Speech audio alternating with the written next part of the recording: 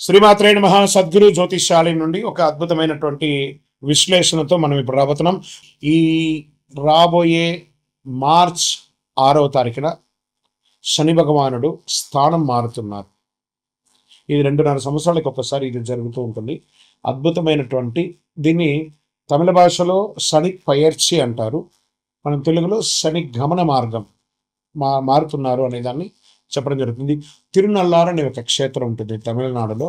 ఆ రోజు అక్కడ ఆ శని భగవానుడు మారేటప్పుడు ప్రత్యేకమైనటువంటి పూజ ఏ సమయంలో చేస్తారో దాన్ని శని పయర్చి అని అంటారు. అంటే ఉన్న స్థలం నుంచి ఇంకో స్థలానికి మారే ఒక అద్భుతమైనటువంటి ఘట్టం. ఈ శని గమనం మార్పు జరగడం వల్ల ఏ రాశి వారికి లాభంగా ఉంటుంది, ఏ రాశి వారికి ప్రతికూలంగా ఉంటుంది అనే దాన్ని మనం ఇప్పుడు విశ్లేషించుకోబోతున్నాం. శని భగవానుడు కుంభం నుండి మీనంలోకి గమన మార్పు 6వ తారీఖున మార్చి 26 ఉదయం 8:24 ఇది చాలా విశేషం అండి. ఎంత అవకాశం ఉంటే అంతమంది అన్ని రాసుల వారు కూడా పూజ చేసుకోవాల్సిన సమయం. కానీ ప్రత్యేక పూజలు కొంతమందికి ఉందని చెప్పచ్చు. దీన్ని ఏ రాశి వారికి ఆ శని భగవానుడు యోగాన్ని ఇస్తున్నాడు ఆ శని గమనంలో అని అంటే, శని లగ్నంలో ప్రవేశం జీవన దిశలో గంభీర మార్పు. ఎవరికి లగ్నంలో ఉంటాడో వాళ్ళకి ఇది ఉంటుంది. మీనరాశి వారికి చాలా ఉంటుందండి. ఆధ్యాత్మిక చైతన్యం పెరుగుతుంది. క్రమశిక్షణలో ఎదిగే అవకాశం ఉంటుంది. అంటే కుంభరాశి నుంచి మీనరాశి మీ రాశిలోకి రాబోతున్నాడు. కాబట్టి వృషభ రాశి వారికి లాభస్థానంలో శని ఉన్నాడు. దీర్ఘకాలిక పెట్టుబడుల ఫలితం, ఆర్థిక స్థిరత్వం కూడా ఉంటుంది. తర్వాత మకర రాశి వారికి శని మీ యొక్క స్వగ్రహాధిపతి కాబట్టి శ్రమకు ప్రతిఫలం ఉంటుంది. ఉద్యోగం, పదోన్నతి అవకాశాలు చాలా ఉన్నాయి. విదేశీయ గమనం కూడా ఉంటుంది. ఎవరు జాగ్రత్తగా ఉండాలి, ఏ రాశి వారు జాగ్రత్తగా ఉండాలంటే మిథున రాశి వారు కర్మస్థానంలో ఒత్తిడి, ఉద్యోగంలో బాధ్యతలు పెరుగుతాయి. జాగ్రత్త నిర్ణయాలు, అసాంఘిక కార్యక్రమాలు పాల్గొనకూడదు.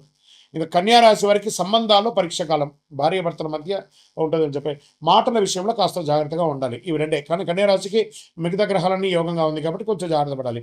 ధనుసు రాశి వారికి అర్ధాష్టమ శనిలో ఉన్నారు. గృహ కుటుంబ విషయంలో ఆందోళన, ఆస్తి నిర్ణయాల ఆలస్యం ఇవన్నీ కూడా అవుతూ ఉంటుంది.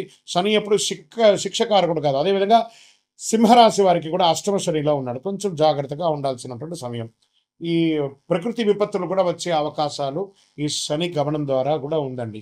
కొండ ప్రాంతాల్లో భారీ వర్షాలు, కొండ చర్యలు కింద పడడము, చిన్న చిన్న భూకంపాలు లాంటి రావడము, జల ప్రళయం అనేది కనబడుతుంది. తీర ప్రాంతాల్లో సముద్ర ప్రభావం ఎక్కువ ఉంటుందని కూడా చెప్పడం జరుగుతుంది. వరదల వల్ల వ్యవసాయానికి మిశ్రమ ఫలితం ఉంటుందని కూడా ఈ శని యొక్క మార్పు వల్ల ఉంటుందని కూడా చెప్పచ్చు.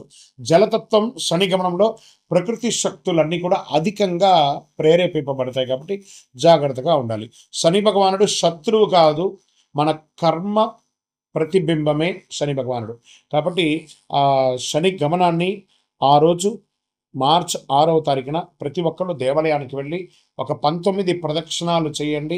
కాకధ్వజాయ విద్మహే ఖడ్గహస్తాయ ధీమహి తన్నత్ మంద ప్రచోదయాత్. నీలాంజన సమావాసం రవిపుత్రం యమాగ్రజం ఛాయామార్తాండ సంభూతం తన్నమామి శనైశ్వరం. ఈ యొక్క మంత్రాన్ని ఎప్పుడు కూడా మీరు పారాయణం చేస్తూ ఉండండి.